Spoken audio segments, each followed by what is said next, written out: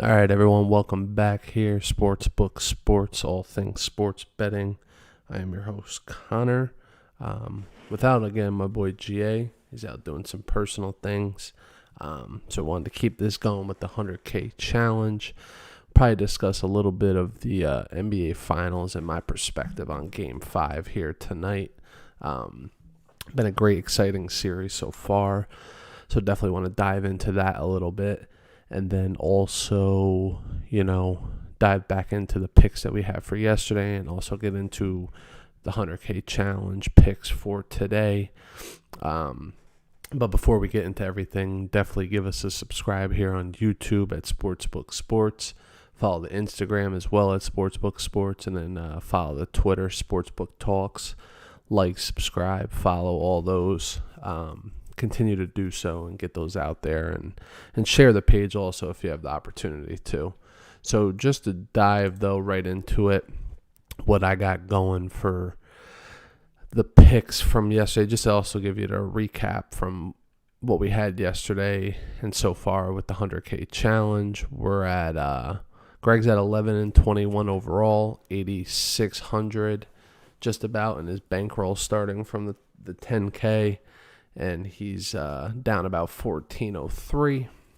Me, after yesterday, I'm 11-17-1 at about 8,400 total in my bankroll, and I'm down about 1,600 in total. So as me and Greg have mentioned, the bankroll management is certainly something that's is very important and very,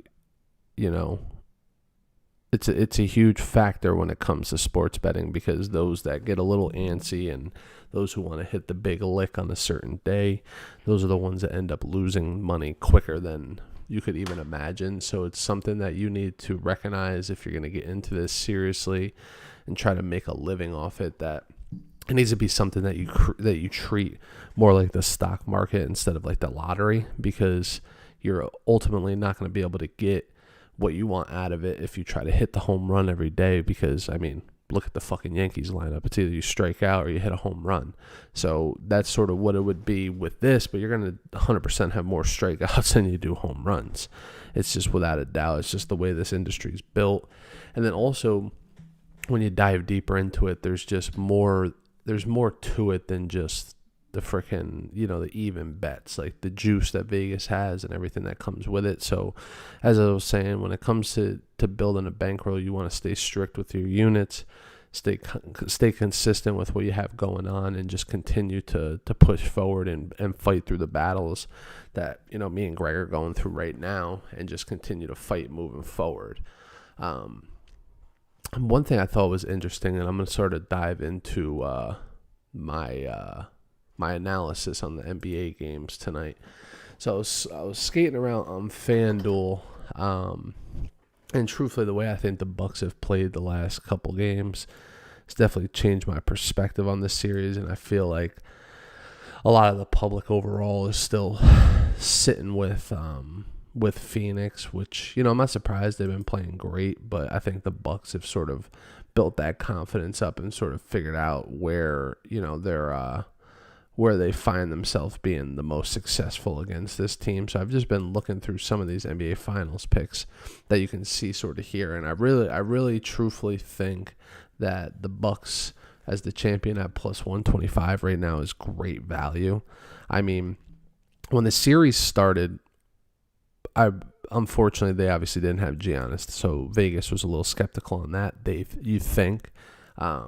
But the Suns were close to minus 200 favorites at that point, and they had to have known something as far as Giannis coming back. And we're basically right now, we're at a point where it's back to even. There's a 3-game series left in the NBA Finals, and they've dropped the points down significantly for the Bucks. Like, you're talking like $60 for every 100 that's bet. So the fact that line's dropped so much, I'm really considering taking the Bucks on this. And from what I've seen from the series so far, especially like I said, the last 2 games, I think Milwaukee's just found a little bit of a groove. They know how to play defense on the Suns. They figured out the matchups. They've just been a little bit more, I think, strategic when it comes to to putting together game plans. You can see defensively they've stepped up tremendously. That's how I hit that under in the last game. I said that, I thought the Bucks were going to need to slow the game down, play better defense if they wanted to come out and win that game, and they did. I mean, the game before, I don't think they showed the best defensive performance overall. And I think some of the guys had a bad shooting night on the Suns, but last game they definitely gave it to them from a defensive standpoint. A lot of the quarters were in the 20s, as you can see right there on the box score, and just show you what I've seen, which I think helps overall with placing strategic bets on the rest of the series. So if you look at some of this, they've played a more packed-in style defense where they get help out on the 3-point shooters, and they've let the ISOs go a little bit, but they make sure to get to certain players. So they've been forcing tougher threes. Like they've been running Booker off the line, forcing him to get into the paint. Same with Chris Paul. I mean, Chris Paul really hasn't shown to be a prolific 3-point shooter over the years, but they've allowed him to go. They want him to go one-on-one and create while they pack it in, and then they get out to the 3-point shooters quicker. Mikal Bridges, who's been shooting 3 to 4 per game normally, only got 2 up. Jay Crowder went 3 for 9, which is an okay shooting night, but I think they're forcing it into the right people's hands. And then obviously on the Bucks side, I think they've realized that if we're going to win these games, we got to give the ball to our best scorers. Chris Middleton came out, played a great game. Giannis has been playing lights out in the finals so far.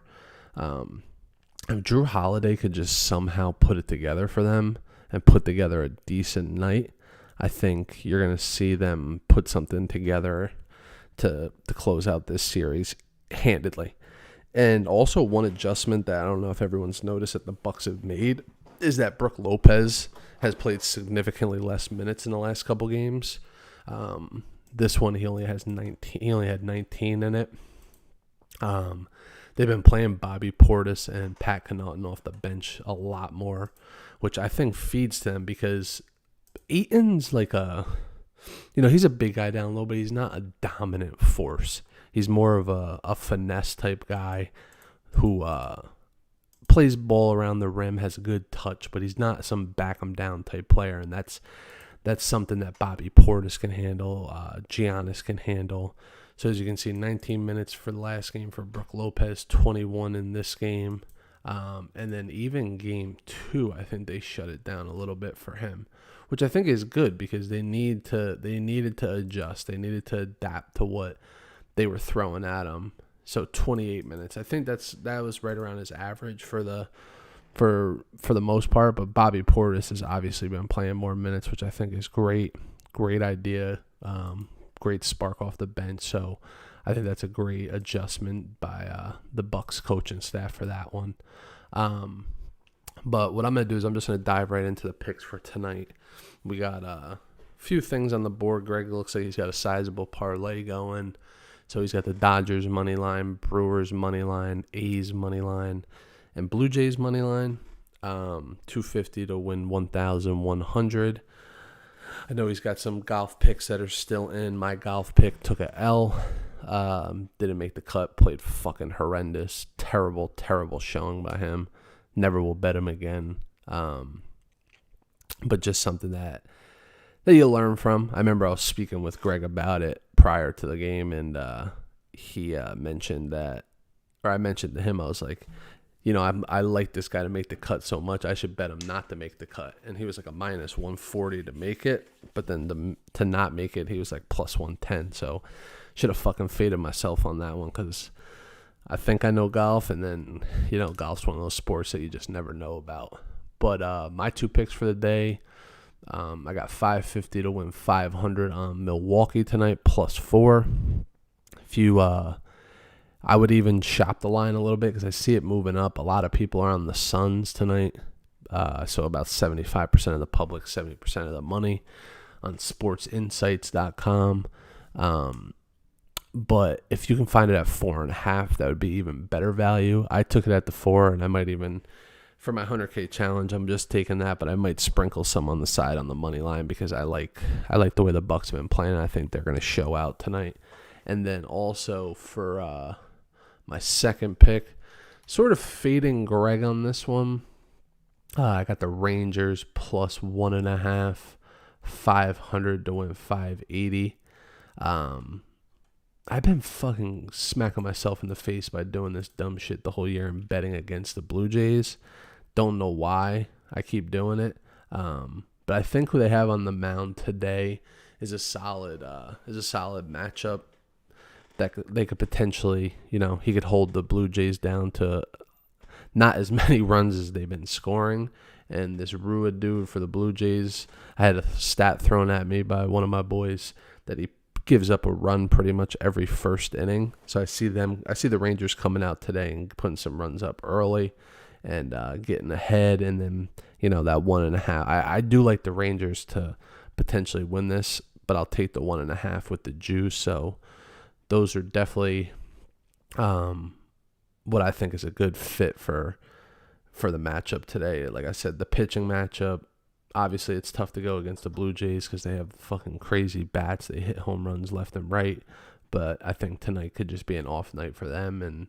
And Colby Allard, I think is his name, is on the mound for the Rangers, who hasn't pitched great, but he's been doing decent. He just doesn't get the run support. So I think he can come out and throw something together. And I just hope the Rangers can get on Rua early and put up some runs to support Colby for the matchup. But that's the picks for today. We're continuing on the 100K challenge. July 17th, 2021. We've been doing this for about a month now. So again, get on the Instagram, get on the Twitter, get on the YouTube. Please follow, like, subscribe to all the channels. We'd really appreciate it. It helps us big time. And we look forward to seeing you guys. Tail the picks, ride the picks, do whatever you'd like. And keep watching because every episode we do have free picks that go out. See you next episode.